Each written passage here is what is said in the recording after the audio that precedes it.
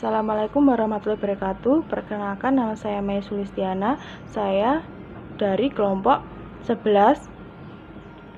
Saya akan membacakan narasi kasusnya, yaitu pada hari Senin 20 April 2020, Nyonya E datang di klinik Permata Biru dengan keluhan perdarahan pervagina 2 minggu yang lalu dan nyeri tekan pada perut bagian bawah. Saat dilakukan anamnesa, klien sedang mengandung buah hati ketiga. Klien mengatakan perdarahan disertai rasa nyeri yang sangat pada bagian perut. Darah berupa gumpalan dan kadang cairan dengan frekuensi banyak dari hasil pengkajian didapatkan. TTV, tekanan darah 100/80 mmHg, suhu 37 derajat Celcius, nadi 80 kali per menit, respirasi 18 kali per menit. Pengkajian. Tanggal pengkajian Senin 20 April 2020. Metode wawancara observasi, pemeriksaan fisik dan studi dokumen. Sumber informasi klien, keluarga klien, rekan medis klien. Identitas diri klien, Nyonya E. Tempat tanggal lahir Banjarnegara 20 April 1980, usia 40 tahun, pekerjaan ERT, jenis kelamin perempuan, pendidikan SMP, status perkawinan menikah, agama Islam, suku bangsa Jawa, alamat Kediri, diagnosa medis mioma uteri, tanggal masuk RS 15 bulan 4 2020, tanggal jam perkajian tanggal 20 bulan 4 2020 pukul 7. Identitas penanggung jawab, nama suami Tuan N, hubungan dengan pasien suami, status kesehatan saat ini, riwayat masuk rumah sakit, pasien mengatakan sejak 2 minggu yang lalu mengalami perdarahan, kadang banyak kadang sedikit, dan mengeluh pusing dan nyeri pada perut bagian bawah. Pada saat dilakukan pengkajian, klien mengeluh ada perdarahan pervagina dengan jumlah banyak dan konsistensi cair. Klien mengatakan nyeri perut. Keluhan utama, pasien mengatakan perdarahan pervagina dan nyeri pada perut bagian bawah. Lamanya keluhan kurang lebih 2 minggu. Timbulnya keluhan bertahap. Upaya yang dilakukan untuk mengatasinya sendiri oleh orang lain. Suami pasien menyatakan pada minggu lalu mencoba berobat ke pengobatan Cina, tetapi tidak membaik, dan kemudian pasien mengeluh perdarahan seperti gumpalan. Riwayat keluarga. Riwayat kesehatan keluarga, suami pasien mengatakan dari keluarga tidak memiliki riwayat penyakit turunan seperti hipertensi, jantung, diabetes mellitus, dan asma. Suami pasien mengatakan keluarga tidak ada yang menderita penyakit yang sama. Riwayat kesehatan yang lalu, penyakit yang pernah dialami kanak-kanak tidak ada, kecelakaan tidak ada, alergi tidak ada, kebiasaan merokok, kopi, obat, alkohol, lain-lain tidak ada, obat-obatan tidak ada. Masa kehamilan, nomor anak 1, gangguan kehamilan tidak ada, proses persalinan spontan, lama persalinan tidak terkaji atau pasien lupa, tempat persalinan atau penolong bidan, masalah persalinan tidak ada, masalah bayi tidak ada, keadaan anak saat ini masih hidup. Anak kedua, gangguan kehamilan tidak ada, proses persalinan spontan, lama persalinan tidak terkaji atau pasien lupa. Tempat persalinan atau penolong bidan, masalah persalinan tidak ada, masalah bayi tidak ada, keadaan saat ini riwayat menstruasi, menars 15 tahun, siklus 20 hari, durasi 5 hari, haid terakhir 26 Desember 2020. Disminor, pasien mengatakan mengalami sakit perut sebelum menstruasi dan pada hari pertama menstruasi saja. Menopause belum, riwayat menikah 1 kali selama 20 tahun. Umur menikah 20 tahun. Riwayat KB, pasien mengatakan menggunakan alat kontrasepsi yaitu pil KB. Pola kebiasaan klien, aspek fisik, biologis, pola nutrisi. Suami pasien mengatakan sebelum sakit di rumah makan 2-3 kali dalam sehari, yaitu dengan sayur dan lauk pauk, dan melakukan kegiatan seperti biasa. Pasien mengatakan diet dari rumah sakit tidak pernah dihabiskan. Suami pasien mengatakan sejak sakit pasien tidak mau makan dan hanya minum susu dan diberikan dari rumah sakit itu pun tidak habis. Pola cairan dan elektrolit. Sebelum sakit, suami pasien mengatakan sebelum sakit di rumah minum air putih kurang lebih 7-8 gelas dalam sehari. Pasien mengatakan saat masih kerja suka minum teh botol.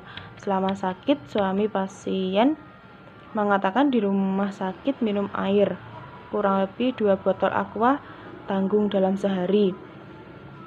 Suami pasien mengatakan pasien semenjak sakit susah makan dan minum. Pola eliminasi sebelum sakit. Pasien BAB teratur dan lancar 1 kali sehari dengan WC jongkok. Warna feses kuning dan bentuk pada lunak. Pasien tidak pernah memakai obat pencahar untuk melancarkan BAB. Klien BAK sebanyak 5-6 kali 1.500 ml per hari dengan warna urin bening dan berbau khas urin. Selama sakit, pasien selama di rumah sakit sudah BAB. Saat hari pengkajian, pasien sudah BAB 1 kali sehari dengan konsistensi pada berwarna kuning dan bau khas. Pasien mengatakan BAK tidak tahu berapa kali karena menggunakan kateter. Saat pengkajian urin yang tertampung di urin bak terdapat 1.200 cc berwarna kuning kecoklatan, bau khas. Pola aktivitas, tidur dan istirahat. Sebelum sakit, pasien mengatakan pasien biasanya melakukan aktivitas dasar seperti makan, minum, toileting, berpakaian dengan mandiri, tidak menggunakan alat bantu. Pasien mengatakan tidur selama 8 jam sehari. Sebelum tidur, pasien mengatakan berdoa dulu dan tidak pernah minum obat tidur. Selama sakit, pasien mengatakan selama di rumah sakit tidur bisa 8 jam sehari, tetapi sebagian aktivitas dibantu oleh suami. Aspek intelektual, psikososial, dan spiritual. Aspek mental, pasien dan keluarga mengatakan berharap akan kesembuhan pasien. Aspek intelektual, pasien mengatakan tidak tahu tentang penyakit yang dialaminya sebelum pasien masuk rumah sakit. Aspek sosial, hubungan keluarga dengan pasien sangat baik. Itu terbukti pasien selama di rumah sakit selalu ditunggu oleh suaminya. Aspek spiritual, pasien dan keluarga menganut agama Islam. Keluarga mengatakan selalu berdoa untuk kebaikan pasien. Pemeriksaan fisik, kesadaran umum, SKU lemah, kesadaran komposisi mentis, status gizi. Tinggi badan 155 cm, berat badan 40 kg,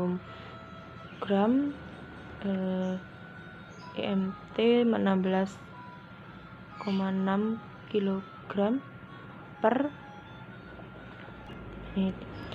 Suami pasien mengatakan dahulu berat badan pasien 52 kg. Tanda-tanda vital, suhu 37 derajat Celcius, nadi 100 kali per menit, RR 22 kali per menit, tekanan darah 110/80 mmHg. Pemeriksaan secara sistematik atau kepalokaudal, kepala, bentuk kepala, mesokepal, rambut warna hitam, mudah rontok, keadaan bersih, tidak ada lesi. Mata, bentuk mata simetris, sklera tidak ikterik, konjungtiva anemis, pasien mengatakan fungsi penglihatan tidak ada gangguan. Hidung, bentuk simetris, keadaan bersih, tidak ada polip, tidak ada pernapasan kuping hidung. Mulut, bentuk simetris, tidak ada kelainan kongenital, membran mukosa kering. Lidah bersih, tidak pucat, tidak ada stomatitis. Dada, respirasi, inspeksi dada simetris, tidak ada retraksi, tidak ada lesi. Auskultasi, respirasi 22 kali per menit. Abdomen, inspeksi simetris, asitas, retraksi, tidak ada penonjol. Auskultasi, peristaltik, usus 26 kali per menit. Perkusi, terdengar suara pada kuadran. Palpasi, saat dipalpasi tidak ada pembesaran hepar, tidak ada nyeri tekan pada kuadran 1, 2, 3, 4, terdapat nyeri tekan pada abdomen bawah. Integumen, turgor kulit elastis, tidak ada kelainan. Kuku, kapiler refill 2 detik. Ekstremitas atas anggota gerak lengkap, tidak ada kelainan. Warna kulit putih, pada tangan kanan terpasang infus 2 jalur NaCl dan Vakson. Bawah anggota gerak lengkap, kaki terlihat simetris, warna kulit putih, pada kaki kanan terpasang infus NaCl. Tonus otot, aspek intelektual, psikososial, spiritual, aspek mental, pasien keluarga mengatakan berharap akan kesembuhan pasien. Aspek intelektual, pasien mengatakan tidak ada tantangan penyakit dialaminya sebelum pasien masuk rumah sakit. Genitalia tidak terkaji, pasien terpasang kateter tunggal. Oleh orang lain, suami pasien menyatakan pada minggu lalu mencoba berobat ke pengobatan Cina, tetapi tidak membaik dan kemudian pasien mengeluh perdarahan seperti gumpalan. Riwayat keluarga. Riwayat kesehatan keluarga. Suami pasien mengatakan dari keluarga tidak memiliki riwayat penyakit turunan seperti hipertensi, jantung, diabetes mellitus, dan asma. Suami pasien mengatakan keluarga tidak ada yang menderita penyakit yang sama. Riwayat kesehatan yang lalu, penyakit yang pernah dialami kanak-kanak tidak ada, kecelakaan tidak ada, alergi tidak ada, kebiasaan merokok, kopi, obat, alkohol, lain-lain tidak ada, obat-obatan tidak ada. Masa kehamilan, nomor anak 1, gangguan kehamilan tidak ada, proses persalinan spontan, lama persalinan tidak terkaji atau pasien lupa, tempat persalinan atau penolong bidan, masalah persalinan tidak ada, masalah bayi tidak ada, keadaan anak saat ini masih hidup. Anak kedua, gangguan kehamilan tidak ada, proses persalinan spontan, lama persalinan tidak terkaji atau pasien lupa. Tempat persalinan atau penolong bidan, masalah persalinan tidak ada, masalah bayi tidak ada, keadaan saat ini. Riwayat menstruasi, menars 15 tahun, siklus 20 hari, durasi 5 hari, haid terakhir 26 Desember 2020. Disminor, pasien mengatakan mengalami sakit perut sebelum menstruasi dan pada hari pertama menstruasi saja. Menopause belum, riwayat menikah 1 kali selama 20 tahun. Umur menikah 20 tahun. Riwayat KB, pasien mengatakan menggunakan alat kontrasepsi yaitu pil KB. Pola kebiasaan klien, aspek fisik, biologis, pola nutrisi.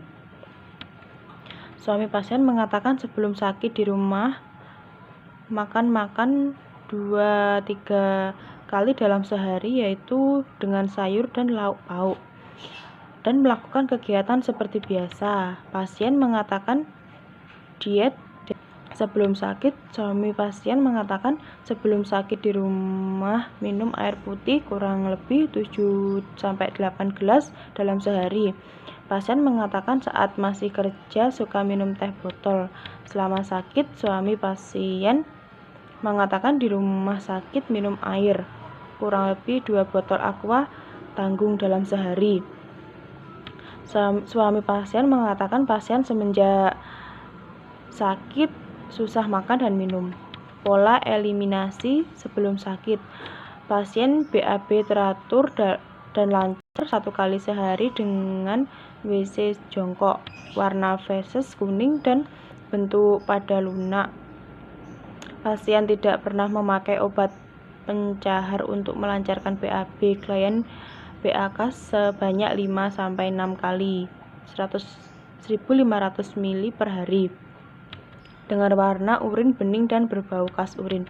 Selama sakit, pasien selama di rumah sakit sudah BAB. Saat hari pengkajian, pasien sudah BAB 1 kali sehari dengan konsistensi pada berwarna kuning dan bau khas. Pasien mengatakan BAK tidak tahu berapa kali karena menggunakan kateter. Saat pengkajian urin yang tertampung di urin bak terdapat 1.200 cc berwarna kuning kecoklatan, bau khas. Pola aktivitas, tidur dan istirahat. Sebelum sakit, pasien mengatakan pasien biasanya melakukan aktivitas dasar seperti makan, minum, toileting, berpakaian dengan mandiri, tidak menggunakan alat bantu. Pasien mengatakan tidur selama 8 jam sehari. Sebelum tidur, pasien mengatakan berdoa dulu dan tidak pernah minum obat tidur. Selama sakit, pasien mengatakan selama di rumah sakit tidur bisa 8 jam sehari, tetapi sebagian aktivitas dibantu oleh suami. Aspek intelektual, psikososial, dan spiritual. Aspek mental, pasien dan keluarga mengatakan berharap akan kesembuhan pasien. Aspek intelektual, pasien mengatakan tidak tahu tentang penyakit yang dialaminya sebelum pasien masuk rumah sakit. Aspek sosial, hubungan keluarga dengan pasien sangat baik. Itu terbukti pasien selama di rumah sakit selalu ditunggu oleh suaminya. Aspek spiritual, 6 kg per menit. Suami pasien mengatakan dahulu berat badan pasien 52 kg, tanda-tanda vital, suhu 37 derajat Celcius, nadi 100 kali per menit, RR 22 kali per menit, tekanan darah 110/80 mmHg. Pemeriksaan secara sistematik atau kepalokaudal, kepala, bentuk kepala, mesokepal, rambut warna hitam, mudah rontok, keadaan bersih, tidak ada lesi. Mata, bentuk mata simetris, sklera tidak ikterik, konjungtiva anemis. Pasien mengatakan fungsi penglihatan tidak ada gangguan. Hidung, bentuk simetris, keadaan bersih, tidak ada polip, tidak ada pernapasan kuping hidung. Mulut, bentuk simetris, tidak ada kelainan kongenital, membran mukosa kering. Lidah bersih, tidak pucat, tidak ada stomatitis. Dada, respirasi, inspeksi dada simetris, tidak ada retraksi, tidak ada lesi. Auskultasi, respirasi 22 kali per menit. Abdomen, inspeksi simetris, asites, retraksi, tidak ada penonjol. Auskultasi peristaltik usus 26 kali per menit. Perkusi terdengar suara pada kuadran. Palpasi saat dipalpasi tidak ada pembesaran hepar, tidak ada nyeri tekan pada kuadran 1, 2, 3, 4, terdapat nyeri tekan pada abdomen bawah. Integumen turgor kulit elastis, tidak ada kelainan kuku, kapiler refill 2 detik, ekstremitas atas anggota gerak lengkap, tidak ada kelainan warna kulit putih. Pada tangan kanan terpasang infus 2 jalur NaCl dan Vakson. Bawah anggota gerak lengkap, kaki terlihat simetris, warna kulit putih. Pada kaki kanan terpasang infus NaCl. Tonus otot, aspek intelektual, psikososial, spiritual, aspek mental pasien. Keluarga mengatakan berharap akan kesembuhan pasien. Assalamualaikum warahmatullahi wabarakatuh. Saya Rahmania Rosita dengan NIM 1811B0065. Di sini saya akan menjelaskan mengenai analisa data, yaitu yang pertama DS, bahwa pasien mengatakan mengalami perdarahan, kemudian pasien mengatakan bentuk darah berupa gumpalan. Kemudian di sini juga dijelaskan pasien nampak lemas, konjungtiva anemis. Kemudian TTV, tekanan darah di sini 100/80 mmHg, suhu 30 derajat Celcius, nadi 80 kali per menit, respirasi 18 kali per menit, hemoglobin 8,0 G per dl, kemudian hematokrit 26%, kemudian leukosit 6000 per mm3, kemudian trombosit 494.000 mmHg. Kemudian masalah yang diambil yaitu ketidakefektifan perfusi jaringan perifer dengan etiologi penurunan suplai darah. Kemudian DS yang kedua yaitu pasien mengatakan diet dari rumah sakit tidak pernah dihabiskan. Suami pasien juga mengatakan sejak sakit pasien tidak mau makan dan hanya minum susu yang diberikan dari rumah sakit, itu pun juga tidak habis. Kemudian DO-nya BB 40 kg, TB 155, IMT-nya 16,6 kg per meter persegi. Kemudian diet pasien terlihat selalu masih utuh, mukosa bibir garing, KU-nya lemah. Kemudian masalah yang diambil yaitu ketidakseimbangan nutrisi kurang dari kebutuhan tubuh dengan etiologi asupan diet kurang. Kemudian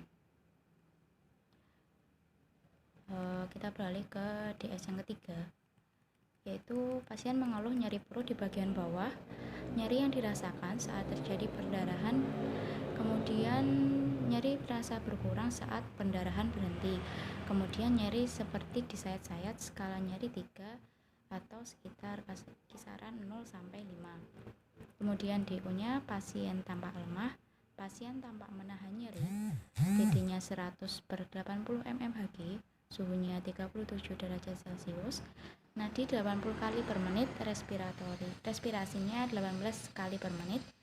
Masalah yang diambil yaitu nyeri akut dengan etiologi agen cedera biologis. Ahli gizi dapat memberikan diet yang sesuai dengan kebutuhan pasien. Kemudian diagnosa yang ketiga yaitu nyeri akut berhubungan dengan agen cedera biologis. Tujuannya, setelah dilakukan tindakan selama 2x24 jam, nyeri pasien berkurang dengan kriteria hasil. Yang pertama, pasien tampak lebih rileks, tidak tampak menahan sakit, pasien menyatakan nyerinya berkurang. Kemudian yang ketiga yaitu tindakannya kita observasi. Di sini dilakukan lakukan observasinya, yaitu lakukan penilaian nyeri, lokasinya, karakteristiknya, dan faktor-faktor yang dapat menambah nyeri. Kemudian amati isyarat nonverbal tentang kegelisahan. Kemudian tindakan mandiri, yaitu fasilitasi lingkungan yang nyaman. Kemudian HE-nya berikan edukasi pasien tentang teknik relaksasi distraksi. Kemudian kolaborasi dengan dokter untuk pemberian terapi analgesik. Kemudian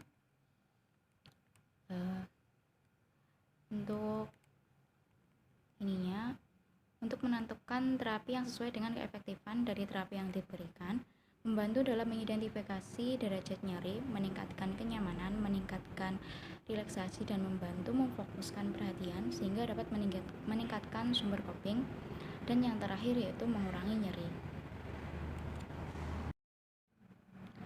Selanjutnya yaitu intervensi keperawatan. Di sini diagnosa yang pertama yaitu ketidakefektifan perfusi jaringan perifer berhubungan dengan penurunan suplai darah. Tujuan, setelah dilakukan tindakan keperawatan selama 2 kali 24 jam, diharapkan masalah klien dapat teratasi dengan kriteria hasil TTV normal, terdapat nilai rata-rata pada tekanan darah, tidak ada perdarahan, konjungtiva tidak enemis. Kemudian tindakannya, observasi monitor TTV, monitor hasil lab yaitu berupa HB dan HMT. Kemudian tindakan mandirinya yaitu ubah posisi pasien selama 2 jam sekali jika pasien bed rest. HI-nya, ajarkan pasien untuk latihan room. Kolaborasinya yaitu kolaborasi pemberian obat anti perdarahan. Kemudian rasional, mengetahui status kardiorespirasi pasien. Nilai laboratorium dapat menunjukkan komposisi darah. Kemudian untuk mencegah ulkus decubitus, menggerakkan otot dan sendi agar tidak kaku, meminimalkan terjadinya pendarahan. Kemudian kita beralih ke diagnosa yang kedua, yaitu ketidakseimbangan nutrisi kurang dari kebutuhan tubuh berhubungan dengan asupan diet kurang. Kemudian di sini tujuannya setelah dilakukan tindakan perawatan selama 2 kali 24 jam, diharapkan ketidakseimbangan nutrisi kurang dari kebutuhan tubuh teratasi dengan kriteria hasil mukosa bibir lembab, pasien nampak tidak lemah, pasien menghabiskan diet dari rumah sakit. Kemudian di sini untuk bagian tindakan, yang pertama yaitu observasi intake makanan pasien. Kemudian tindakan mandirinya, anjurkan pasien makan sedikit tetapi sering. Kemudian HE, health education, edukasi pasien untuk menghabiskan diet dari rumah sakit. Edukasi pasien pentingnya asupan makanan bagi kesehatan pasien. Kemudian melakukan kolaborasi yaitu kelola diet yang sesuai untuk pasien ahli gizi. Kemudian di sini kita beralih ke bagian rasional. Rasionalnya yaitu sebagai informasi dasar untuk perencanaan awal dan validasi data terkait dengan nutrisi pasien. Kemudian makan sedikit tetapi sering dapat mengoptimalkan fungsi pencernaan dalam mengabsorpsi makanan. Pemberian edukasi dapat meningkatkan motivasi klien. Edukasi dapat meningkatkan motivasi klien. Ahli gizi dapat memberikan diet yang sesuai dengan. Selanjutnya, saya akan melanjutkan implementasi keperawatan, yaitu pada diagnosa yang pertama, ketidakefektifan perfusi jaringan perifer berhubungan dengan penurunan suplai darah. Untuk tindakan keperawatan yang pertama, kita memonitor tanda-tanda vital, lalu memonitor hasil laboratorium, yaitu HB dan hematokrit, mengubah posisi pasien selama 2 jam sekali jika pasien bed rest, lalu menganjurkan pasien untuk latihan room, lalu berkolaborasi dengan dokter untuk pemberian obat anti perdarahan. Lalu pada kasus diagnosa yang kedua yaitu ketidakseimbangan nutrisi kurang dari kebutuhan berhubungan dengan asupan diet kurang. Yang pertama kita mengobservasi intake makanan pasien. Yang kedua menganjurkan pasien makan sedikit tapi sering, memberikan edukasi pasien untuk menghabiskan diet dari rumah sakit, memberikan edukasi pasien tentang pentingnya asupan makanan bagi kesehatan pasien, berkolaborasi dengan ahli gizi untuk pemenuhan diet pasien. Selanjutnya, pada diagnosa nyeri akut berhubungan dengan agen cedera biologis, tindakan keperawatan yang pertama adalah melakukan penilaian nyeri, yaitu berupa lokasi, karakteristik, dan faktor-faktor yang dapat menambah rasa nyeri, lalu mengamati isyarat nonverbal tentang kegelisahan, memfasilitasi lingkungan yang nyaman, memberikan edukasi pasien tentang teknik relaksasi distraksi, mengkolaborasikan dengan dokter untuk pemberian obat analgesik. Selanjutnya kita masuk pada evaluasi keperawatan. Dengan diagnosa yang pertama, ketidakefektifan perfusi jaringan perifer. Ini untuk evaluasinya data subjektif. Pasien mengatakan mengalami perdarahan. Pasien mengatakan bentuk darah seperti gumpalan. Untuk data objektifnya, pasien nampak lemas, konjungtiva anemis dengan tanda-tanda vital, tekanan darah 100/80 mmHg, suhu 37 derajat Celcius, nadi 80 kali per menit, dan juga respirasi 18 kali per menit. Untuk hasil laboratorium, hemoglobinnya 8,0 gram, hematokrit 26%, leukosit 6.000, trombosit 494.000. Asesmen masalah belum teratasi, dengan planning intervensi dilanjutkan. Untuk diagnosa yang kedua, ketidakseimbangan nutrisi kurang dari kebutuhan. Data subjektif, pasien mengatakan diet dari rumah sakit tidak pernah dihabiskan. Lalu suami pasien mengatakan sejak sakit pasien tidak mau makan dan hanya minum susu yang diberikan dari rumah sakit, itu pun tidak habis. Dengan data objektif, berat badan klien 40 kg, tinggi badan klien 155 cm, IMT klien 16,6 kg, diet pasien terlihat selalu masih utuh, mukosa bibir kering dengan keadaan umum lemah. Masalah belum teratasi dan planningnya intervensi dilanjutkan. Untuk diagnosa yang ketiga yaitu nyeri akut. Untuk data subjektifnya, pasien mengeluh nyeri bagian bawah perut dan nyeri dirasakan saat terjadi perdarahan dan berkurang saat perdarahan berhenti. Nyeri rasanya seperti disayat-sayat dengan skala 3 dari 0 sampai 5. Untuk data objektifnya, pasien tampak lemah, pasien tampak menahan nyeri dengan TTV, tekanan darah 100/80 mmHg, dengan suhunya 37 derajat Celcius, nadi 80 kali per menit, dan respirasi 18 kali per menit. Untuk asesmennya, masalah belum teratasi, dengan planning intervensi dilanjutkan. Untuk hari berikutnya, kita masuk pada diagnosa yang pertama, yaitu ketidakefektifan perfusi jaringan perifer. Untuk data subjektifnya, pasien mengatakan perdarahan sudah berhenti, dan data objektifnya, pasien nampak tidak lemas, konjungtiva tidak anemis. Dengan tekanan darah 110/80 mmHg, suhu 37 derajat Celcius, nadi 80 kali per menit, respirasi 18 kali per menit, dengan asesmen masalah teratasi. Untuk planningnya intervensi dihentikan. Untuk diagnosa yang kedua, ketidakseimbangan nutrisi kurang dari kebutuhan. Untuk data subjektifnya, pasien mengatakan mulai menghabiskan daya dari rumah sakit.